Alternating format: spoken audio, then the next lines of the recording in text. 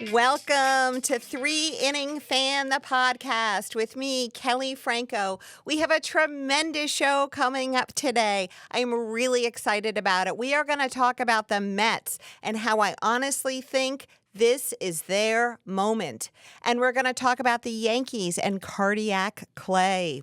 And I think I have a couple of things to say about the Little League Classic game on Sunday night. A couple of things I didn't like. Also, I'm going to explain this crazy proposed 6-inning minimum rule for starters. And when I do that, I'm going to introduce a new segment. It's called The Show Behind the Show.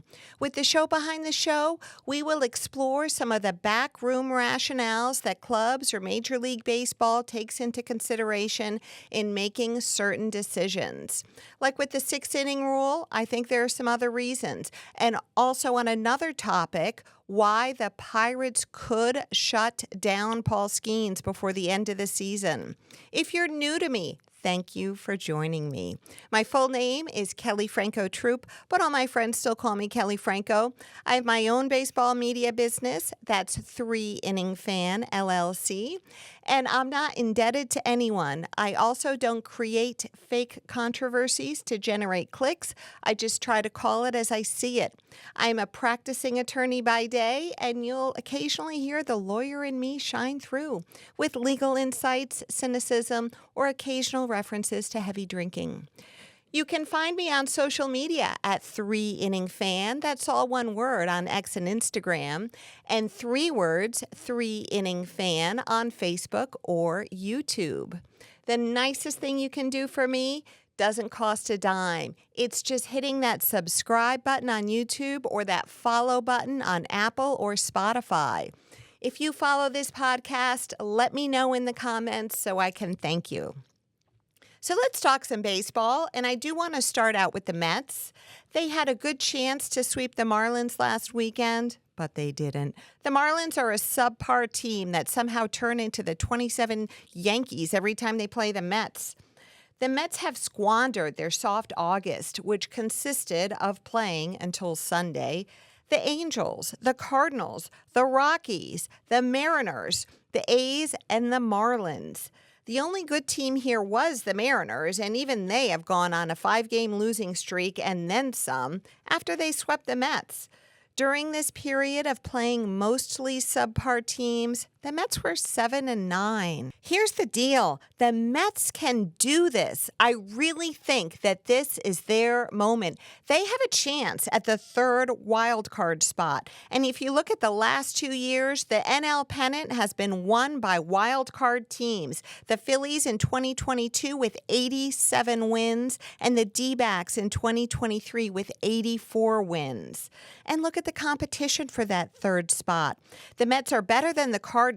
They're ahead of the Giants, and they're luckier than the Braves. Oh, boy, the Braves have had some bad luck this year.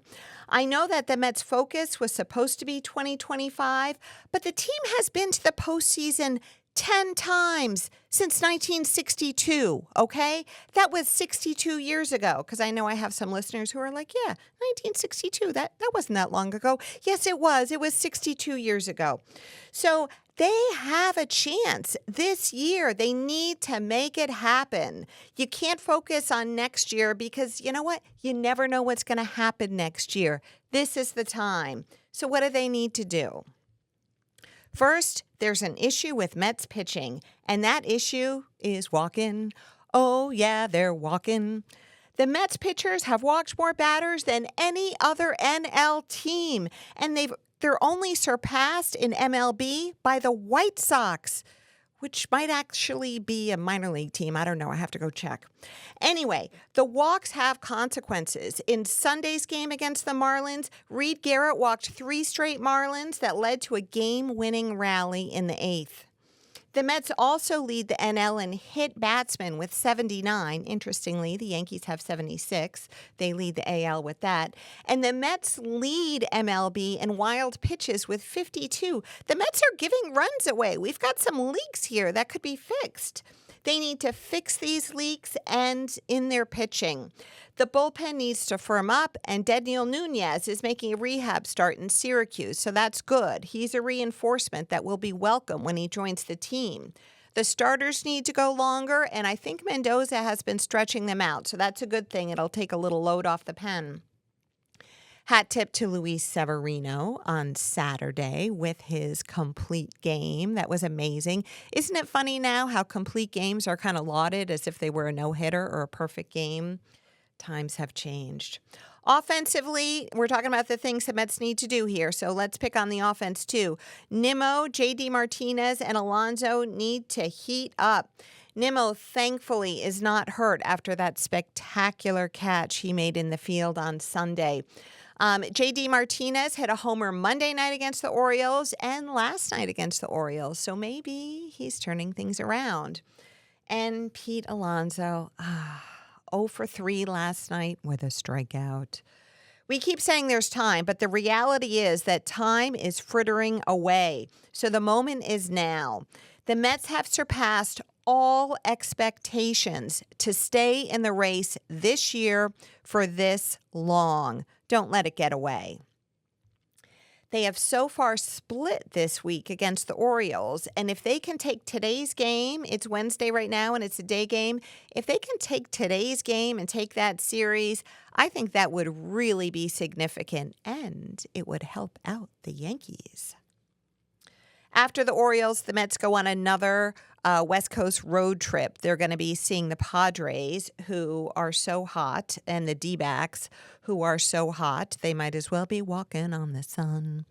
So those two might be the NL's two top wild card spots. Hopefully the Mets will be the third. The Yankees. The Yankees played in the Little League Classic on Sunday, and they blew it. It was actually a great game, but they lost it.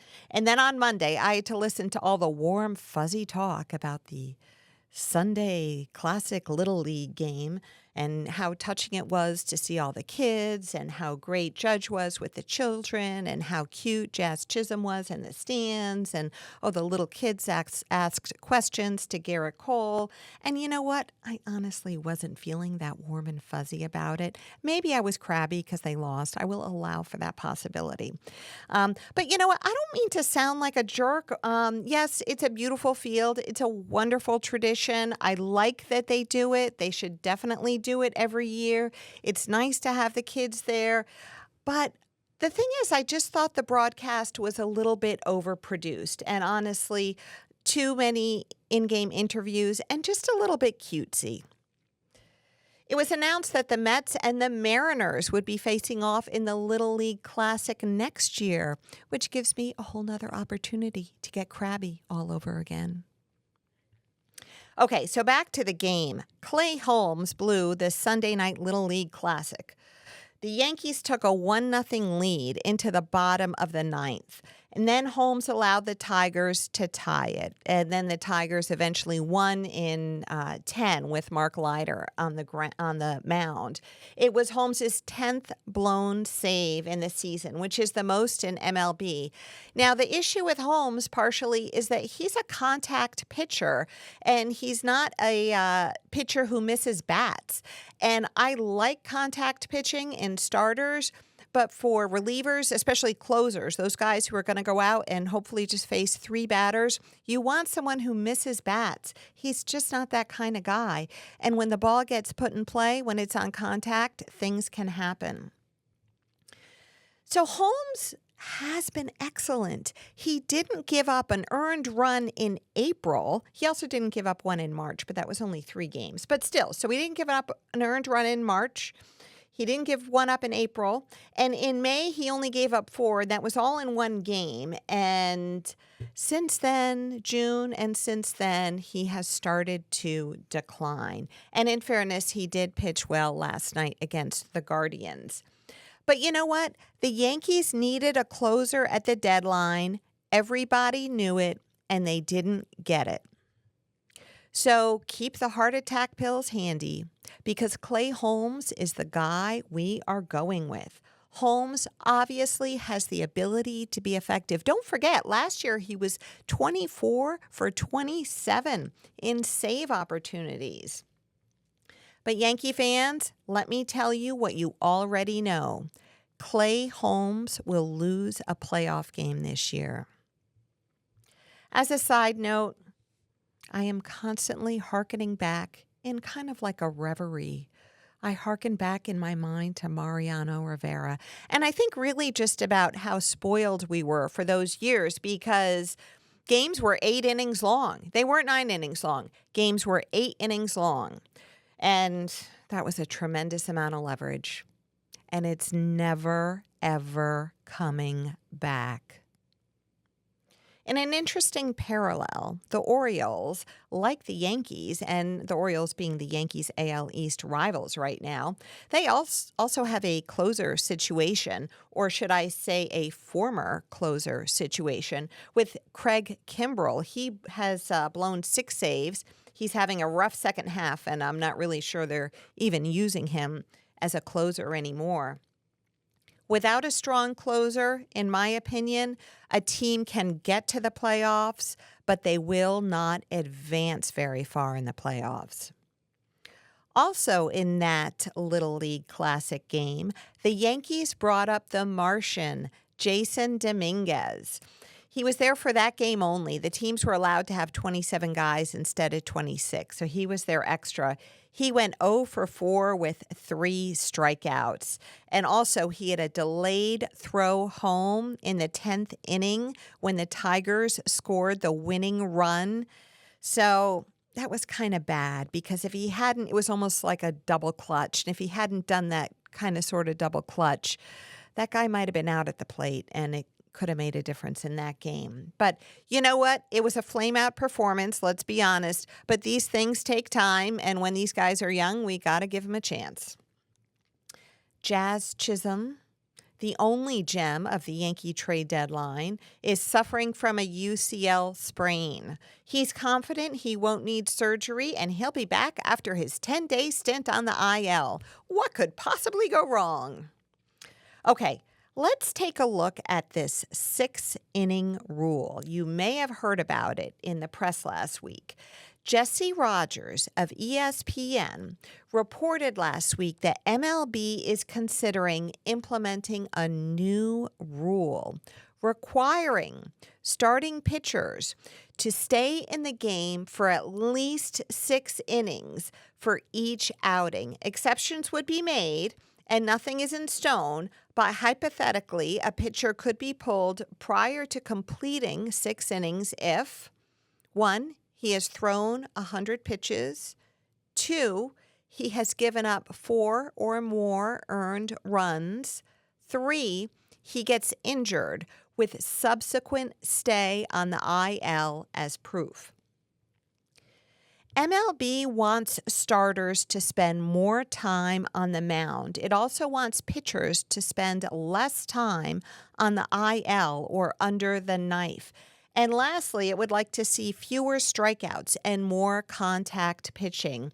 And I would actually like to see all of these things as well, but I'm just not sure that this is the way to accomplish it. Talk to most people who've pitched, including one of my favorite booth guys ever, Ron Darling, and they will tell you that the rash of pitching injuries that we see these days is because pitchers throw at such high velocities for sustained periods. So starters or long relievers who throw as hard as they can for every pitch they throw. The theory with the 6-inning rule, and I stress the word theory, is that pitchers would throw at lower velocities because they would need to stay in the game longer.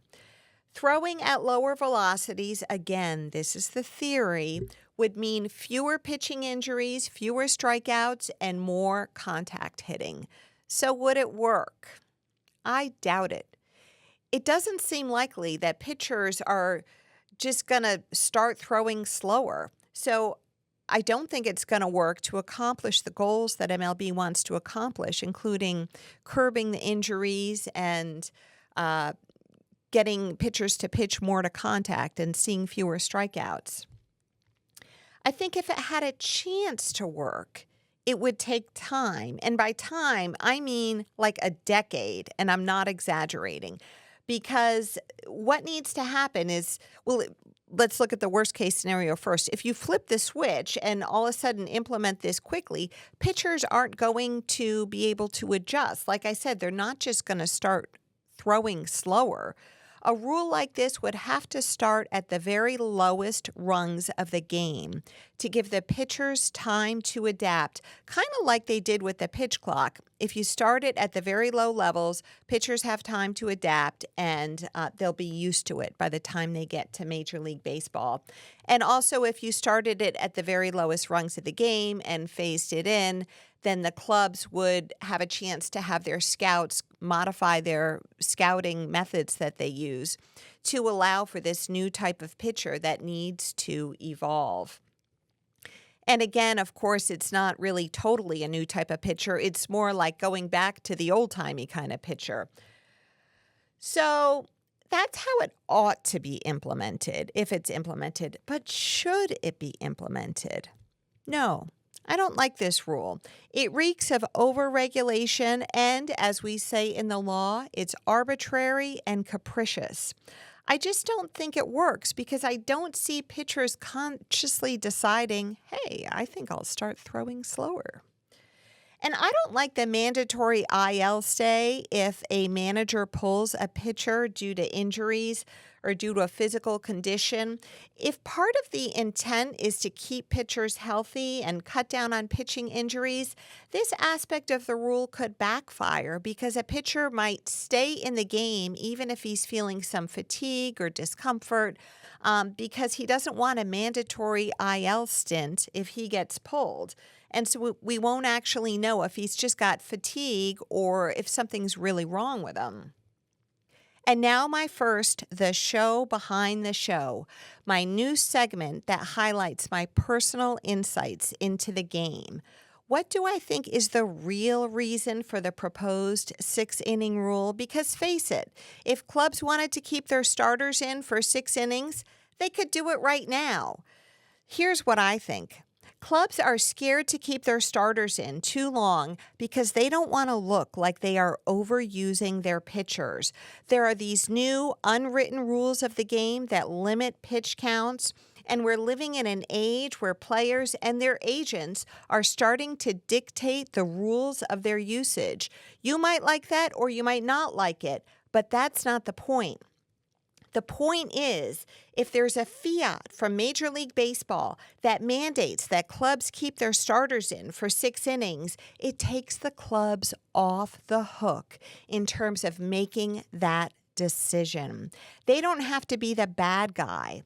I think players and agents are starting to flex, and this is a rule, an effort by Major League Baseball to reassert power.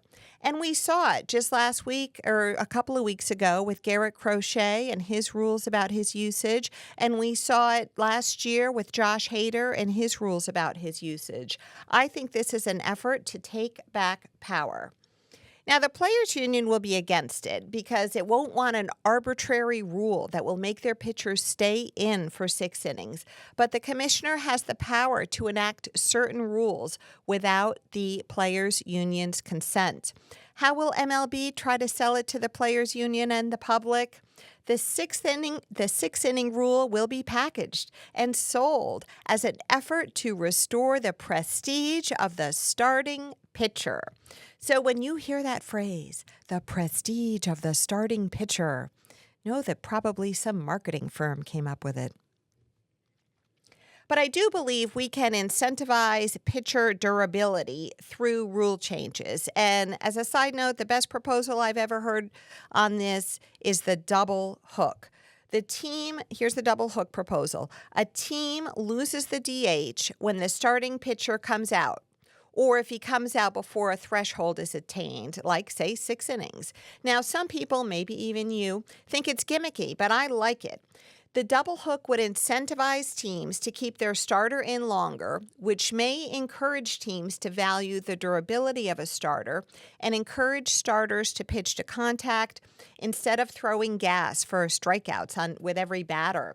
It would also bring back some of the old strategy involved with the pitcher batting, the bunt, double switches, the managerial chess game, and fans really miss that. Okay, let's get back to the game on the field. This portion of the program has been brought to you by your favorite antidepressant, the White Sox. As Huey Lewis sang, cool is a rule, but sometimes bad is bad. The White Sox are historically bad in a bad way. They have been eliminated from playoff contention as of August 17th. I actually didn't even really know that was possible. This is the earliest calendar date a team has been eliminated in the divisional or the wild card era. The Mariners. Last week, they lost 5 in a row, including getting swept by the Tigers and then losing 2 to the Pirates. And this week, they've lost 2 in a row so far to the Dodgers, with the final game of that series tonight. The Mariners team has the best young pitching. Their struggles stem from an incredible lack of offense. On June 18th, they had a 10-game lead in the AL West. Since then, they're 20-32. They're currently 5 games behind the Astros for the AL West. If they don't win the division, it's unlikely they're going to win a wild card. They're 6.5 games out of the wild card, so it's division or bust if they want to make the playoffs. It seems like every year the M's fans have hope and then they're dashed. It's a great fan base out there and a great city, and I hope that the club can win the division for them. And the Mariners' descent has enabled the Astros to make some hay. They are on fire. They're 8-2 in their last 10, but that doesn't even begin to touch it. They're 5 games in front of the Mariners for first in the AL West. Framber Valdez has won his 8th straight decision. Hunter Brown is having the best season of his career, and their bullpen, headed by Brian Abreu and Josh Hader, is in order after a rocky start to the year. Hader has converted 27 consecutive save opportunities. Make no mistake, the Astros are back. And the Yankees better watch out. Because you know how Yankee fans always laugh at the Twins and say, oh, those Twins, they can't beat the Yankees, haha. Well, guess what? That's what the Astros fans say about the Yankees. The Astros are in the Yankees' heads, and the Yankees are not in the Astros' heads. I don't like it, but it's the truth.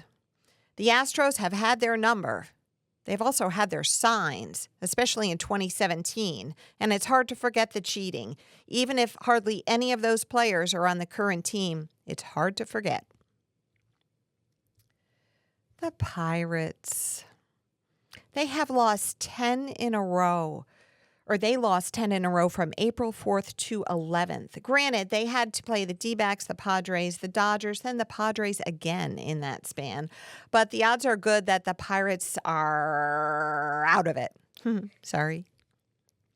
Interesting issue facing the Pirates.